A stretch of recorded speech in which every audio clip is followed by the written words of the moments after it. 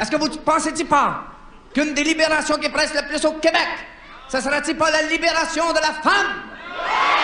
Est-ce qu'il y a-t-il des femmes qui sont en faveur des mouvements de libération de la femme? Ben, sangrez votre cœur tout de suite, je veux pas vous voir ici. Pas capable de les sentir. Ah oui, je vous ai entendu, toute la... Vous avec. Puis là, ah ouais, sacrez-moi ça dehors. Sacrez-moi ça dehors. Je suis pas capable de les sentir. Ah ouais, dehors. Ça se peut-tu qu'en 1974, il y ait encore des épaisses de même? Vous voulez pas sortir? Non, mais c'est correct, restez, mais vous allez vous faire parler en tabarnouche, par exemple, hein? Savez-vous au moins pourquoi vous êtes en faveur des mouvements de libération de la femme? Je le savais qu'il ne savait pas. Ben moi, on va vous dire pourquoi, parce que moi, je le sais. C'est parce que vous n'êtes pas des vraies femmes. C'est parce que vous n'êtes pas capable d'assumer votre rôle de femme. C'est-à-dire de subalterne. Ben voyons donc. De qu'est-ce que vous pensez qu'ils veulent se libérer, ces femmes-là? De qu'est-ce que vous pensez qu'ils veulent se libérer? Je le sais, épaisse! Des hommes! C'est bien, vous voulez vous libérer des hommes, c'est pour ça que ça m'en maudit. Ils veulent se libérer de nous autres, les hommes. Ils veulent faire comme que si on n'existait même pas, nous autres, les hommes. Nous autres, les hommes. Qu'on est nous autres mêmes. Les rois de la création.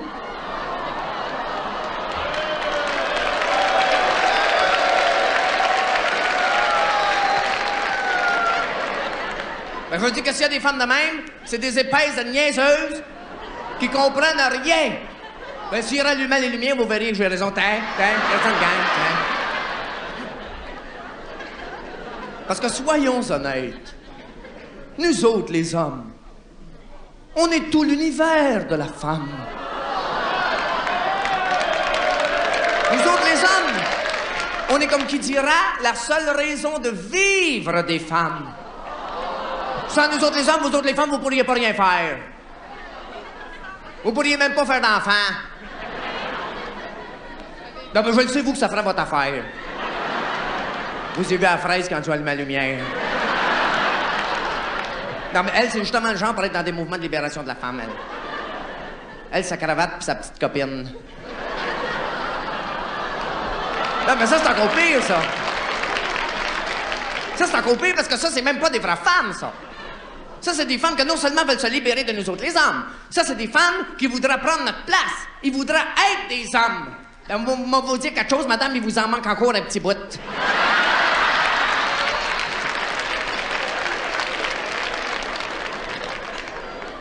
Il faut dire aussi que la plupart des femmes, quand ça s'en va dans des mouvements de même, c'est des genres de femmes que la première affaire, c'est qu'ils s'en vont là-dedans parce qu'ils veulent se libérer de nous autres parce qu'ils veulent plus avoir d'enfants. Avez-tu remarqué ça? Ils veulent plus avoir d'enfants.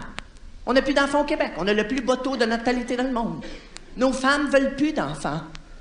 Et nous autres, comme des niaiseux, on travaille tous les soirs pour en avoir.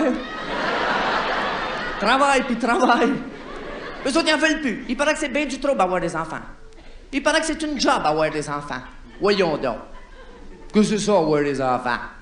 C'est rien. Non, pour une femme, je parle. Pour un homme, c'est une job. Mais nous autres, on se plaint jamais. Mais non, c'est toujours les femmes que ça chiale. À chaque fois que tu vas avoir un enfant, tu dis « Oh non, non, on sait bien que vous autres, les hommes, c'est facile, vous avez qu'à y faire. » Nous autres, on trouvé de les porter pendant 9 mois. C'est rien, ça, porter un enfant. À côté de ce qu'on endure, nous autres. C'est rien, certain. Parce que vous oubliez une affaire, c'est que pendant que vous les portez, vos enfants, nous autres, on est obligés de vous supporter. Puis ça, c'est une job en tabarnouche. C'est pas si intéressant que ça de déjeuner tous les matins qu'une femme qui a mal au cœur.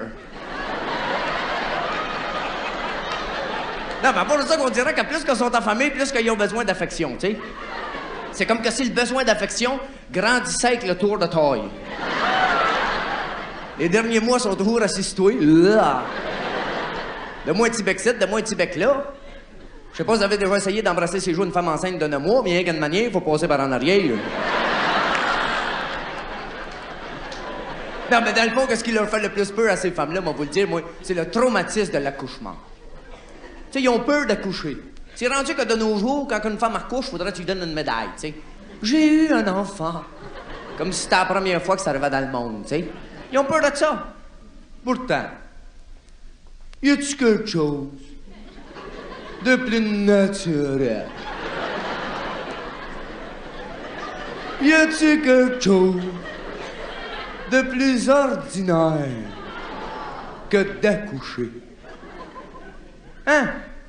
On dirait que les femmes oublient que si elles ont été mises sur la terre, après tout, c'est juste pour avoir le privilège de pouvoir faire d'autres hommes.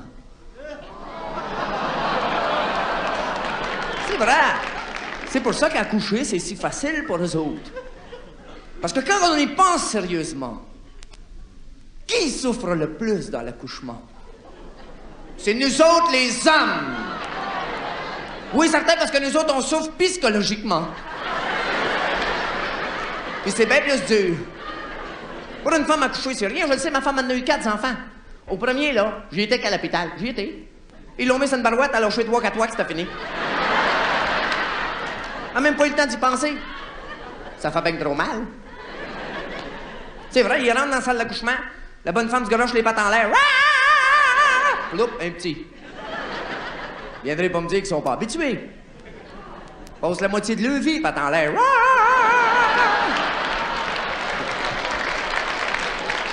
C'est comme ça qu'ils les ont, c'est comme ça qu'ils les font. Mais toi, pendant que la bonne femme se fait aller pattes en l'air dans la salle d'accouchement à prendre son fun, toi, homme, être pensant, être intelligent, toi, tu souffres psychologiquement. Parce que toi, tu vois la gravité de la situation. Toi, tu pressens toutes les répercussions possibles. Toi, tu te poses des questions graves. Comme as-tu acheté des cigares? It's a boy, it's a girl. L'enfant va-t-il être malade? La mère va-t-elle survivre? Et si par malheur, ils sont corrects tous les deux? Non, mais ça, c'est grave! Parce que si ça arrive, ça te fait une bouche de plus à nourrir.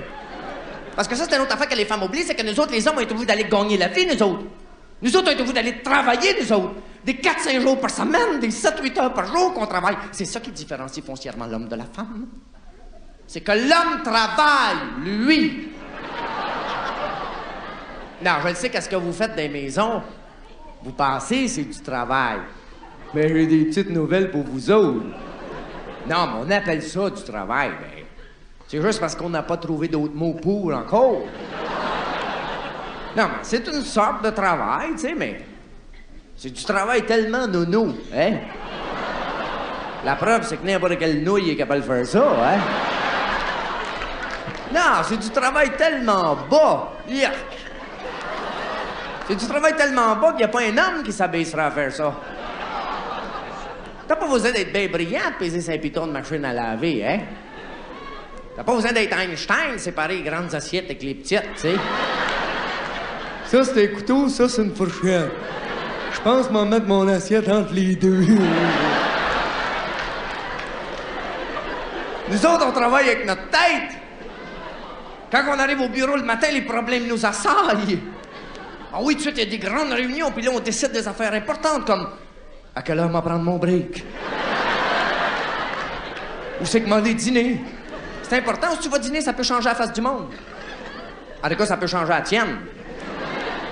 Après tous ces efforts-là que nous autres, on fait pour nos femmes, il y a encore des épaisses qui vont vouloir se libérer de nous autres, les hommes. Ils vont vouloir faire comme que ça n'existait même pas. Ben, messieurs, je dis qu'il est temps que ça cesse. Il faut mettre les femmes à leur place. Une fois pour toutes. Une chance qu'il y en a encore une couple de femmes qui sont assez intelligentes pour se rendre compte que sans nous autres, les hommes, elles ne seraient rien.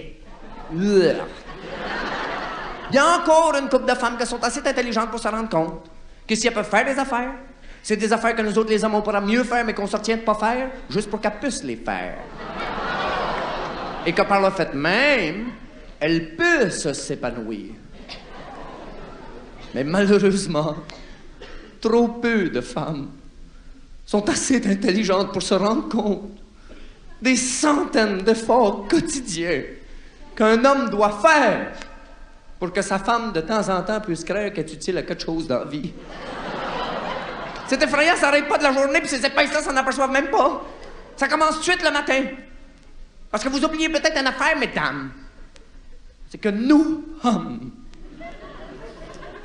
au premier tintement de la clochette du cadran, on a comme un ressort intérieur qui nous propulse hors du lit. Moralement. Ah ouais, c'est sûr que physiquement, on reste couché. Mais ça, c'est juste pour pas brimer nos femmes. On est obligé de faire des efforts surhumains de concentration pour se rendormir. Juste pour que nos femmes s'imaginent qu'ils ont quelque chose à faire dans la vie, nous réveiller. Fait que là, la bonne femme, elle se met à te brosser. Puis quand elle est partie à brosser, elle arrête plus. Là, elle te brosse, elle va brosser les enfants, elle va brosser le déjeuner de la maison, brosse. Là, quand ça brosse trop, là, tu te lèves. Pas qu'elle ait tout brossé ça pour rien. T'es même pas debout encore, t'es juste assis sur le bord du lit que déjà, faut que tu fasses un deuxième effort pour elle. Tu lui lâches un whack. Où est-ce qu'ils sont, mes bons? Tu sais ce qu'ils sont, fait 15 ans que tu restes là. Ils sont dans le deuxième tiroir de la commode. T'as qu'à t'étirer le bras et les prendre. Mais elle, l'épaisse, elle sait pas encore que tu le sais. Fait que la niaiseuse, elle revient dans la chambre. Là, elle te donne tes bas, puis ça lui donne la chance de te dire « Je sais pas ce que tu ferais sans moi. »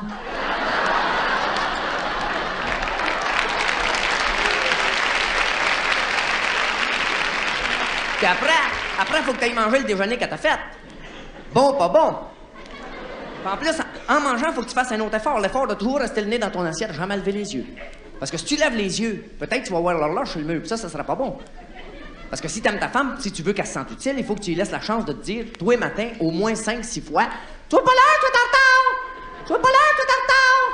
Tu vas pas l'heure, tu es en retard! » Moi, j'ai jamais toffé 6 fois. Non, j'aime ma femme, mais pas tant que ça. Mais une bonne affaire aussi qu'on fait pour nos femmes le matin puis qu'ils s'en aperçoivent même pas, c'est quand t'oublies ton lunch, c'est à la table de cuisine. Ah, ça, là, elle aime assez ça, là, hein?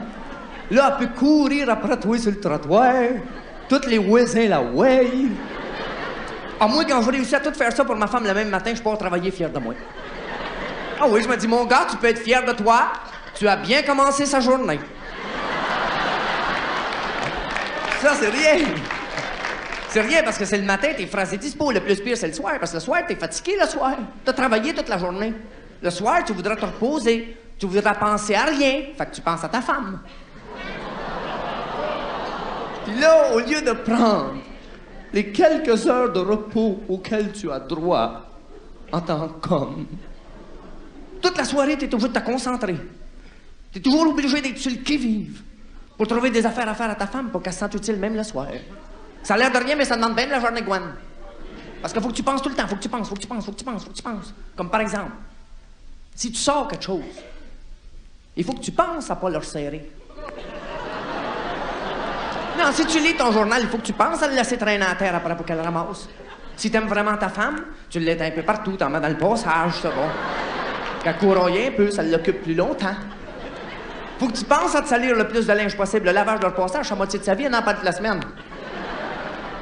Remarquez, moi, je suis bien bon pour ça. Tu sais, des fois, je regarde la télévision, d'un coup, j'y pense. Ma femme!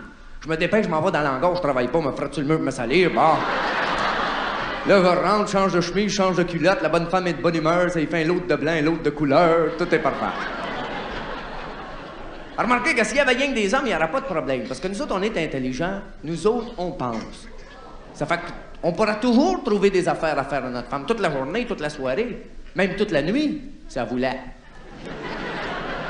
Mais dans une famille, il n'y a pas rien que des hommes, il y a des enfants. Et malheureusement, je ne sais pas si vous avez remarqué, mais les enfants pensent pas. Les enfants pensent pas. Remarquez, c'est pas de leur faute. Ils passent le plus clair de leur temps que le mire, c'est pas là qu'ils vont apprendre à penser, mais quand même. Non, mais ça crée des situations graves. Comme par exemple, avant-hier, rien que pour vous montrer comment ça peut être grave.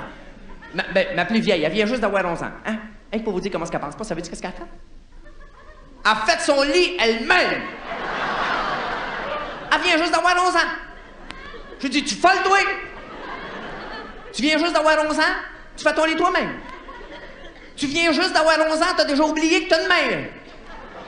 On a une mère, c'est pas s'en servir, ma petite fille. Non, je vais tout vous de les réunir, toi et 4 enfants.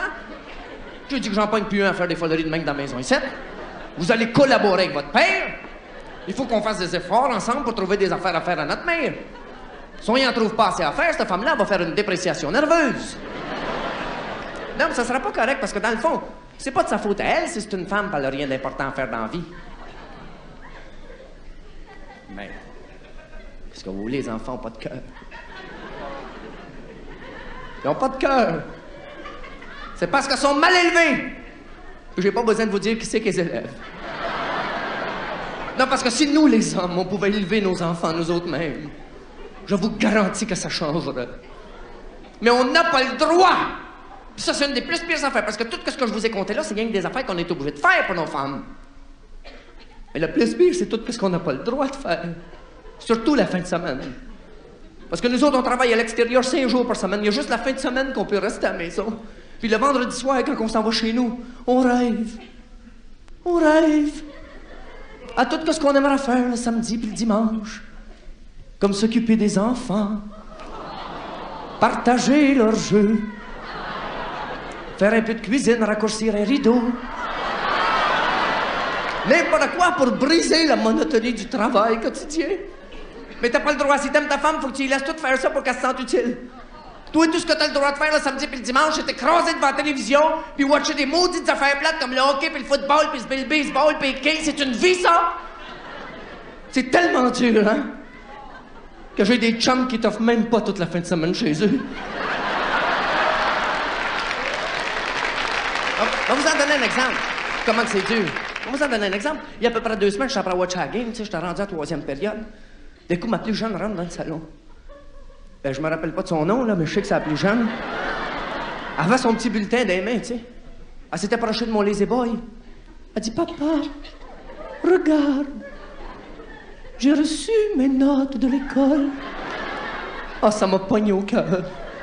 J'aurais voulu la serrer dans mes bras. Ouais, you ce qui est forte, ouais, you ce qui est faible. Mais j'ai pas pu, il fallait que j'y lâche un wack, achète pas pour faire ça pour votre travail de la semaine, il y a 2 jours sans poser, ouais, ta mère la cuisine, maudite fatigante. Tout simple pour que ma femme s'imagine que l'éducation des enfants, c'est sa responsabilité à elle. Vous pensez que c'est pas dur pour un cœur de pierre, de père?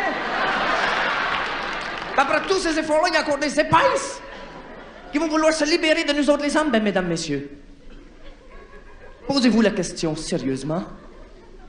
Où c'est qui sera les femmes si c'était pas de tous les efforts que nous autres les hommes on fait pour pas faire des affaires pour qu'elles puissent les faire? Où c'est qui sera les femmes si c'était pas de tous les efforts que nous autres les hommes on fait pour les tenir jusqu'à sont? Posez-vous la question sérieusement parce que moi je m'en pose. Ça fait 15 ans que la bonne femme chez nous est dans la cuisine. Ça fait 15 ans qu'elle chiale, puis il y a des grands bouts, j'aimerais bien ça qu'elle se libère un peu.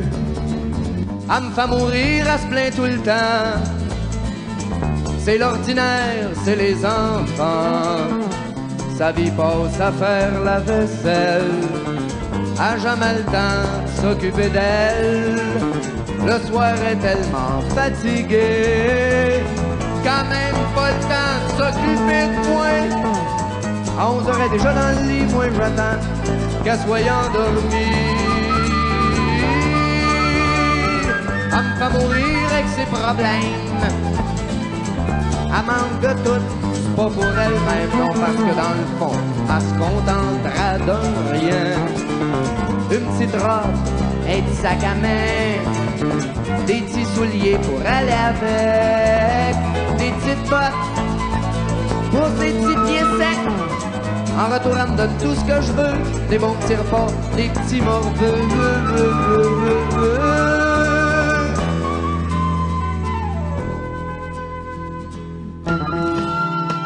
15 ans que ça dure, ça finit plus. Faut bien que j'endure, c'est ça mon dur. J'ai la chaleur d'un bon foyer, des toasts brûlés du Nescafé. J'ai pas à me plaindre, j'suis un homme choyé. J'me le fais rappeler toute la journée. Le matin en partant de la maison, j'ai droit à mon petit bec sur le front. pas trop tard, ou si tu rentres pas, téléphone donc que je m'inquiète pas. Passe une bonne journée au bureau, mange à midi, travaille pas trop. Malgré la journée qui m'attend, le souper va être prêt, tu vas être content. M'a te faire de la bonne poutine au pain, pis de la saucisse, je sais que tu l'aimes bien. Oh, en revenant, oublie donc pas d'acheter du beurre, y'en restera pas. Oublie pas mon photoroman, oh oui, pis des beignes pour les enfants. Pis retarde pas trop, je m'inquiète tellement. Elle me fait mourir depuis 15 ans, mais le pire c'est que je suis encore vivant. C'est partir, c'est mourir un peu. Je pars mais je reviens, c'est vrai que je suis plus vieux. Peut-être qu'un jour ça va m'arriver. M'en fait partir les pieds les premiers. Elle va pleurer de temps en temps, mais elle sera libérée pour longtemps.